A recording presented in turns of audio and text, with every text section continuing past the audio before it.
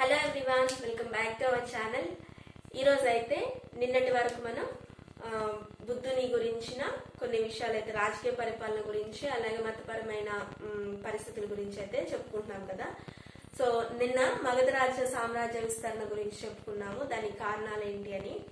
దాని తర్వాత మగధని అంతం చేసిన తరువాత అక్కడ హర్యాంక వంశం అయితే స్థాపించబడడం జరిగింది. ఈ హర్యాంక వంశ స్థాపకుడు హర్యాంక వంశం అయితే స్థాపించడం జరిగింది. హర్యాంక వంశం స్థాపన అయితే ఈ హర్యాంక వంశ స్థాపకుడు ఎవరు అని అంటే బింబిసారుడు. బింబిసారుడు బింబిసారుడు ఇతను హర్యాంక వంశ స్థాపకుడు. మగధ సామ్రాజ్య ఔన్నత్యాన్ని ఇంకా విస్తరింపజేశాడు. అయితే ఈ హర్యాంక వంశ స్థాపకుడు బింబిసారుడు అని చెప్పుకున్నాం కదా. సో దానికి మగధ సామ్రాజ్యానికి రాజధాని ఏంటి అంటే రాజధాని వచ్చేసి రాజధాని గిరి ప్రజాపురం.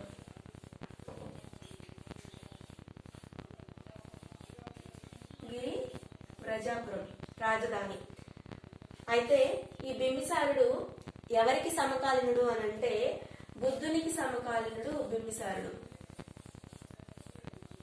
బుద్ధునికి సమకాలీనుడు ఈ బింబిసారుడు అనమాట.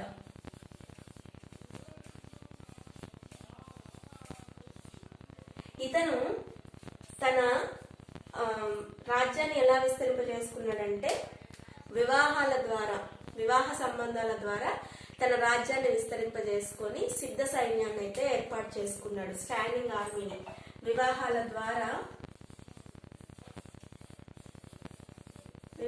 ద్వారా తన రాజ్యాన్ని అయితే విస్తరింపజేసుకున్నాడు. దాన్నే సిద్ధ సైన్యం అని పిలుస్తారు. ఇంగ్లీష్ లో అయితేనేమో స్టాండింగ్ ఆర్మీ అని అంటారు, సిద్ధ సైన్యం అంటారు అనమాట. సిద్ధ సైన్యాన్ని ఏర్పాటు చేసుకున్నాడు అనమాట.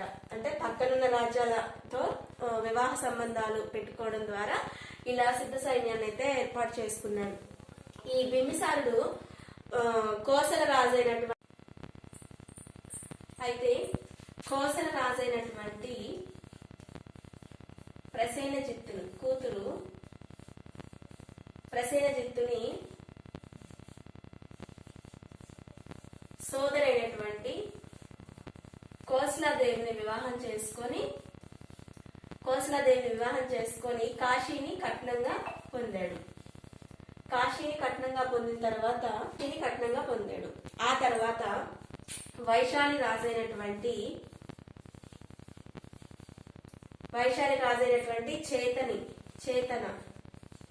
చేతన కూతురైనటువంటి చెల్లన అలాగే విదేహ రాకుమార్తె అయినటువంటి వాసవిని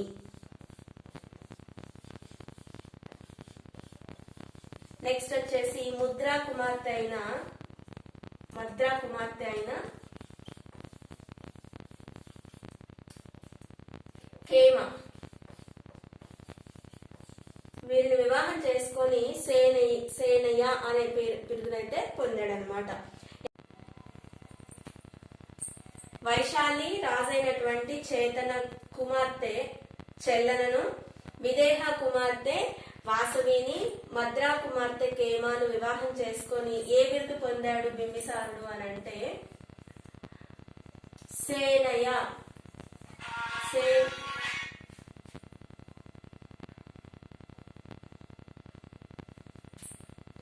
వైశాలి రాజైనటువంటి చేతన కుమార్తె అయిన చెల్లెలను, విదేహ కుమార్తె అయినటువంటి రాకుమార్తె అయినటువంటి వాసవిని, మద్రా కుమార్తె అయినటువంటి కేమాను వివాహం చేసుకొని బింబిసారుడు సేనయ్య అనే బిరుదునైతే పొందాడనమాట. అయితే ఈ బింబిసారునికి ఒక కుమారుడు ఉన్నాడు. తన పేరు వచ్చేసి అజాతశత్రువు. అయితే ఈ బింబిసారుడు అంగరాజైనటువంటి బ్రహ్మదత్తుని ఓడించడానికి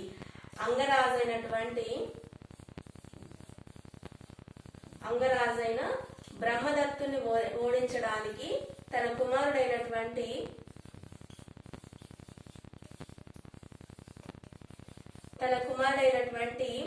అజాత శత్రువుని అయితే పంపిస్తాడు.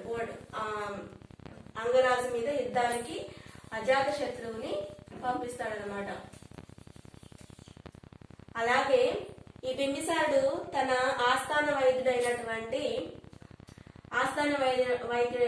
జీవకుడిని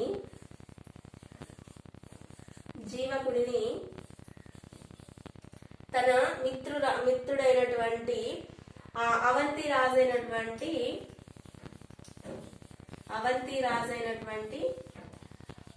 చండ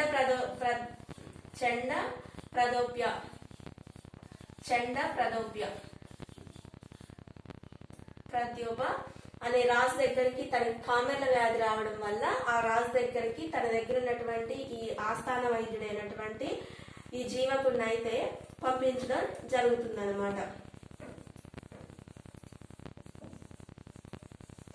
ఆస్థాన వైద్యుడని గుర్తుంచుకోండి. జీవకుడు ఎవరి ఆస్థాన వైద్యుడు అని అంటే బింబిసారుని యొక్క ఆస్థాన వైద్యుడి పేరు వచ్చేసి జీవకుడు. ఈ జీవకుడిని అవంతి రాజైనటువంటి చండ ప్రదోప్య అనే తన మిత్రునికి, ఆ రాజుకి, ఈ రాజు బింబిసారునికి మిత్రుడు. ఈ రాజుకి కామెర్ల వ్యాధి అయితే వస్తుంది. ఆ కామెర్ల వ్యాధిని నయం చేయడానికి అని చెప్పేసి బింబిసారుడు తన ఆస్థాన వైద్యుడైనటువంటి జీవకుడిని అవంతి రాజ్యానికి అయితే పంపించడం జరుగుతుంది అనమాట. ఇది బింబిసారుని యొక్క కొన్ని పాయింట్స్ అనమాట. బింబిసారుడు అనే అతను హర్యాంక వంశానికి రాజు. ఇతను మగధ సామ్రాజ్యాన్ని ఓడించి మగధ సామ్రాజ్యం మీద తన సామ్రాజ్యాన్ని అయితే కట్టాడు. అయితే మగధ సామ్రాజ్యం యొక్క ఔన్నత్యాన్ని మాత్రం ఎక్కువగా విస్తరింపజేసినట్టు తెలుపుతుంది. ఈ మగధ యొక్క రాజధాని వచ్చేసి మనం ఇందాక చెప్పుకున్నట్టు గిరివ్రజపురం. అయితే ఈ బింబిసారుడు వివాహ సంబంధాల ద్వారా తన యొక్క రాజ్యాన్ని అయితే విస్తరింపజేసుకోవడం అయితే జరిగింది. దాన్ని సిద్ధ సైన్యం అని పేరు పిలుస్తారు, స్టాండింగ్ ఆర్మీ అని అంటారు. ఈ బింబిసారుడు కోసల రాజైనటువంటి ప్రసేనజిత్తుని సోదరి కోసలాదేవిని వివాహం చేసుకొని కాశీని కట్నంగా పొందడం జరుగుతుంది. తర్వాత వైశాలి రాజైనటువంటి చేతన కుమార్తె చెల్లెలను, అలాగే విదేహ రాకుమార్తె అయినటువంటి వాసవిని, మద్రా కుమార్తె అయినటువంటి కేమాను వివాహం చేసుకొని ఏ బిరుదు పొందాడు అని అంటే సేనియా అనే బిరుదు అయితే పొందడం జరిగింది. సేనియా అనే బిరుదుని పొందడం జరిగింది అనమాట. తర్వాత తన పక్కనటువంటి అంగరాజైన బ్రహ్మదత్తుని ఓడించడానికి తన కుమారుడైనటువంటి అజాత శత్రువుని అయితే పంపించడం జరుగుతుంది. బింబిసారుని యొక్క కుమారుడి పేరు వచ్చేసి అజాత శత్రువు. అయితే తన ఆస్థాన వైద్యుడైనటువంటి జీవకుడిని అవంతి రాజు పేరు వచ్చేసి చండప్రదోప్య. ఇతనికి కామెర్ల వ్యాధి రావడం వల్ల తన ఆస్థాన వైద్యుడైనటువంటి జీవకుడిని పంపించడం జరుగుతుందన్నమాట. ఇది బింబిసారుని యొక్క కొన్ని చరిత్ర. అంటే బింబిసారుని గురించి అయితే నేర్చుకున్నాం కదా. నెక్స్ట్ వచ్చేసి తన కొడుకైనటువంటి అజాత శత్రువు గురించి అయితే కొన్ని విషయాలు అయితే నేర్చుకున్నాము. బింబిసారుని యొక్క కుమారుడు అజాత శత్రువు.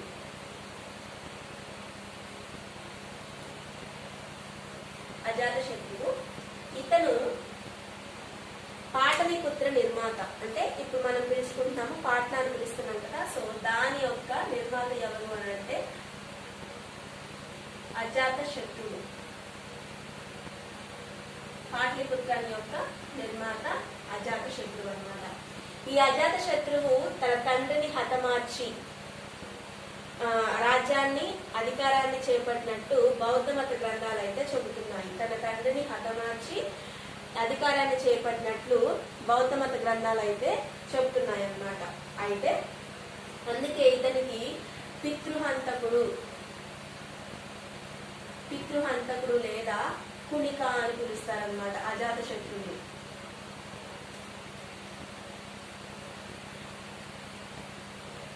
కునిక అని పిలుస్తారు. అజాత శత్రువుని పితృహంతకుడు లేదా కునిక అని పిలుస్తారు. ఎందుకు అని అంటే బింబిసారుని హతమార్చి అధికారాన్ని, రాజ్యాన్ని తీసుకున్నట్లు బౌద్ధ మత గ్రంథాలు, ఏ గ్రంథాలు చెప్తున్నాయి అని అంటే బౌద్ధ మత గ్రంథాలని గుర్తుంచుకోండి. బౌద్ధ మత గ్రంథాలు అయితే తెలుస్తున్నాయి అన్నమాట. అందుకే ఇతనిని పితృహంతకుడు లేదా కునిక అని అంటారు. ఈ అజాత శత్రువు తన మేనమామ అయినటువంటి ప్రసేనజిత్తుని యొక్క సోదరి కోసలాదేవినే కదా బింబిసారుడు వివాహం చేసుకుంది. అయితే ఆ ప్రసేనజిత్తుని ఓడించి కాశీని స్వాధీనం చేసుకొని ప్రసేనజిత్తుని యొక్క కుమార్తె వజ్రాని వివాహం చేసుకున్నాడు అనమాట. అజాత శత్రువు తన మేనమామ అయినటువంటి ప్రసేనజిత్తుని ఓడించి ఆ రాజ్యాన్ని అంటే కాశీ రాజ్యాన్ని మొత్తం ఆక్రమించేసి తన కుమార్తె అయినటువంటి వజ్రానైతే వివాహము చేసుకున్నాడు. అలాగే ఈ అజాత శత్రువు యొక్క ప్రియురాలు వచ్చేసి వైశాలికి చెందినటువంటి అమ్రపాలి.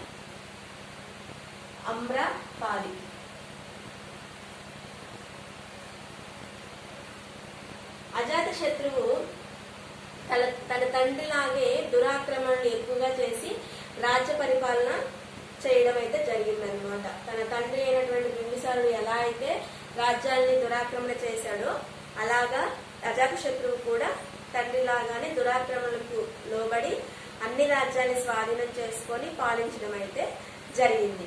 అయితే అజాత శత్రువు మొదట్లో బౌద్ధ మతాన్ని ద్వేషించిన ఎవరి వల్ల ద్వేషించాడు బౌద్ధ మతాన్ని అని అంటే ఈ అజాత శత్రువు దేవదత్తుని ద్వారా బౌద్ధ మతాన్ని అయితే ద్వేషించడం జరిగింది.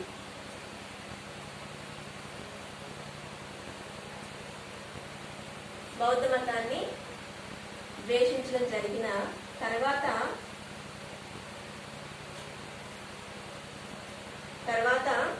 మరలా బింబిసారుని యొక్క ఆస్థాన వైద్యుడు ఉన్నాడు కదా జీవకుడు, తన ద్వారా తన ప్రోత్సాహంతో ఒక మామిడి తోటలో జీవకుడి ప్రోత్సాహంతో ఒక మామిడి తోటలో బుద్ధుని దర్శించి ఆ బౌద్ధ మతాన్ని అయితే స్వీకరించడం జరిగిందనమాట. ఎవరి ప్రోత్సాహంతో అంటే జీవకుడి యొక్క ప్రోత్సాహంతో. అలాగే అజాత శత్రువు ఈ బుద్ధుని యొక్క అవశేషాలు తీసుకువెళ్ళి రాజగృహంలో, మనం ఇందాక చెప్పుకున్నాం కదా రాజధాని గిరి ప్రజాపురం అని, దాన్నే రాజగృహం అని కూడా అంటారు. సో రాజగృహాన్ని తీసుకెళ్లి అక్కడ దాతు చైత్య అని బుద్ధుని యొక్క అవశేషాలు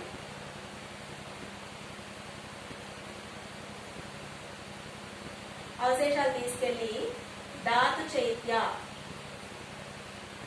అనే స్తూపాన్ని అయితే నిర్మించడం జరిగింది. ఈ దాతు చైత్య అనేది బుద్ధుని యొక్క అవశేషాలు ఎక్కడ ఉన్నాయి అని అంటే రాజగృహంలో అయితే నిర్మించడం జరిగిందనమాట.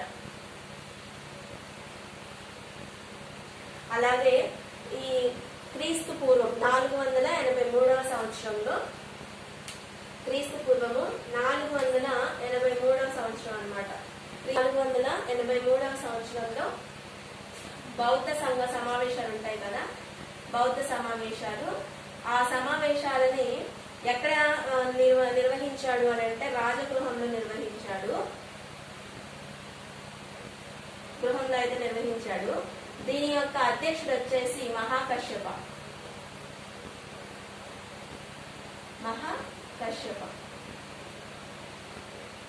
మళ్ళీ ఒకసారి చెప్పుకున్నాము.